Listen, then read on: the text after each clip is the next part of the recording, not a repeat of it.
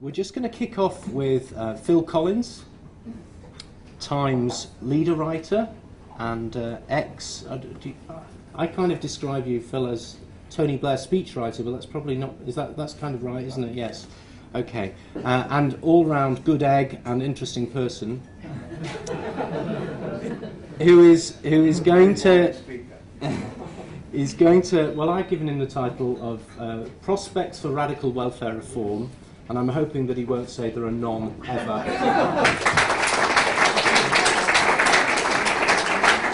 Simon, thank you very much, and thank you for the invitation. It's very good to be here.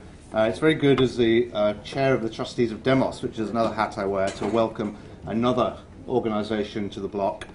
In my guise as a columnist on the Times, there can't be too many organisations who spend all their time doing lots and lots of really interesting work, distilling its wisdom in a few lines and then sending it to me so that I can pass it off as my own. So I'm absolutely delighted that that you're setting up, and I wish you all the very best in everything you do. I was thinking about welfare reform in the broader sense, and I've been involved in it for a long time in various ways. I mean, my very first job was working for Frank Field, way back when Labour were in opposition before a long period of government, and Frank was the chair of the Social Services Select Committee, as it then was. And Frank was, in many ways, a remarkable mentor and taskmaster. Difficult but brilliant at the same time. And years later, he told me a story which he sort of thought applied to himself, though that he's not the subject of the story. But it does sort of sum up the work that I did with Frank on welfare and just how knotty and complicated most of it was. It's actually a story about Henry Kissinger. And Kissinger had a new speechwriter who had previously been a White House speechwriter and was a very accomplished writer, who really did know what he was doing.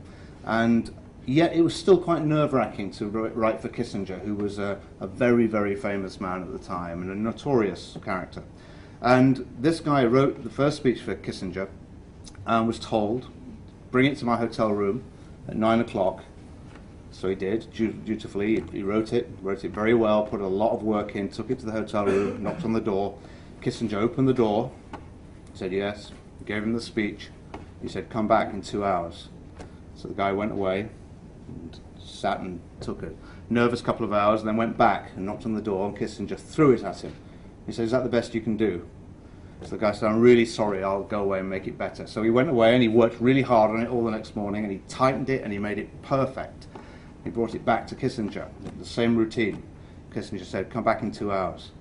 He went back in 2 hours, and Kissinger threw it at him and said, is that the best you can do? At which point the guy thought, oh God, this is really not going very well at all. So he took it away, and he noticed that the argument was a bit loose, and there were examples that weren't quite appropriate. There was a line here that could have been better. There was an anecdote there that could have been sharper. And he tightened it to the point when there was nothing left in it that wasn't absolutely germane to the argument.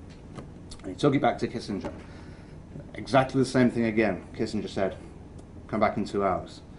So he went back in 2 hours, he knocked on the door, and Kissinger opened the door and threw it at him. He said, is that the best you can do? To which the guy said, well, it is actually the best I can do, yes. To which Kissinger said, okay, I'll read it then.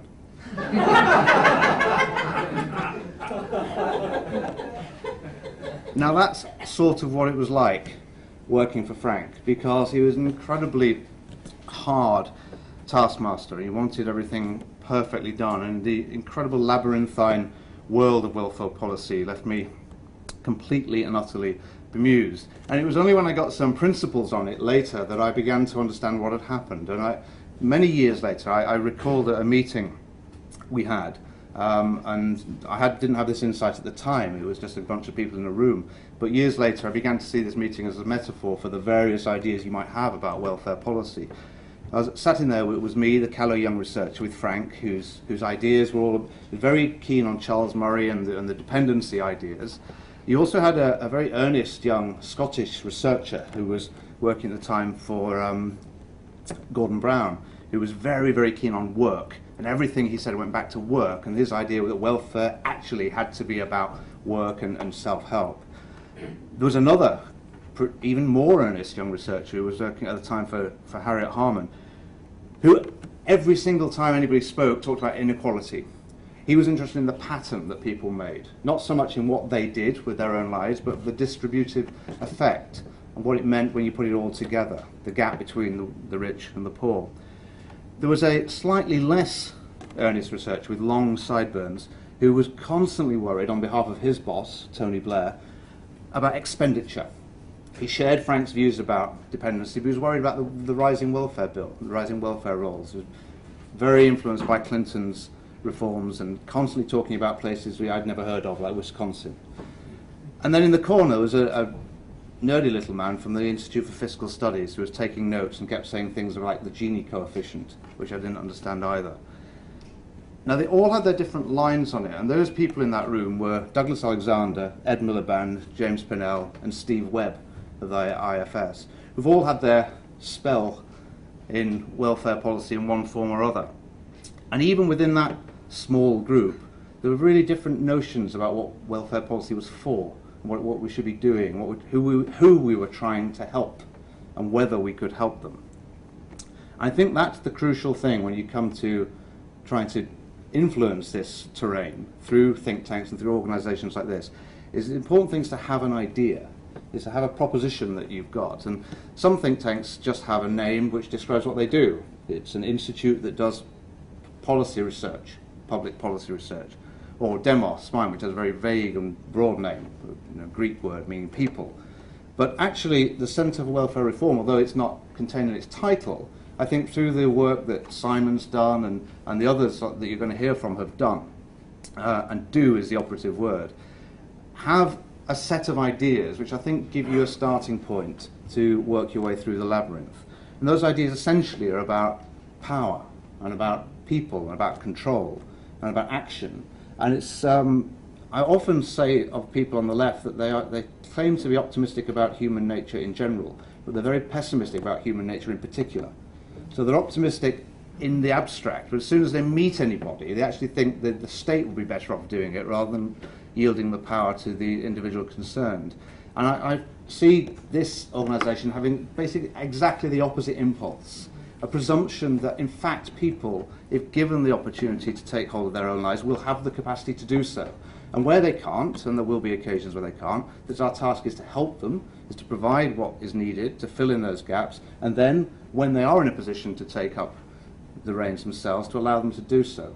And that is a fundamentally different approach from the approach of some of those people in that room that I described 20 years ago.